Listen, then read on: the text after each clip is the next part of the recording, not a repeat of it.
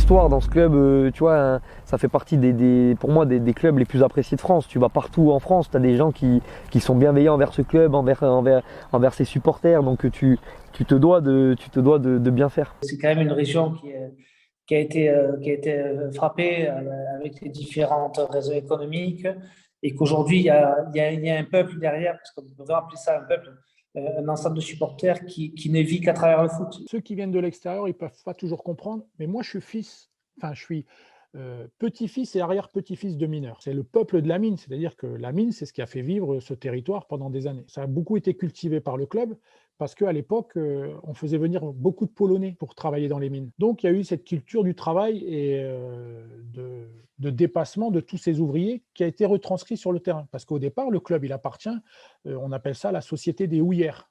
C'est-à-dire, c'est un club minier au départ. Donc, c'est quasiment le fils du mineur qui vient jouer au match où les joueurs sont mineurs eux-mêmes et viennent faire du foot, quoi. Ils ne peuvent pas aller à la mine et casser du charbon et puis arriver sur le terrain et jouer comme des esthètes. C'est impossible. Ces valeurs-là, ils les avaient et ça restait comme ça. C'est cet amour du club, mais un amour qui se transmet de père en fils et de génération en génération, bien sûr, avec les mineurs, cette image, une ville de 33 000 habitants avec un stade de plus de 40 000 qui est plein. Et puis, c'est pas que le papa qui venait au stade, c'est le grand-père, c'est la femme, les enfants, les petits-enfants. C'est un phénomène exceptionnel.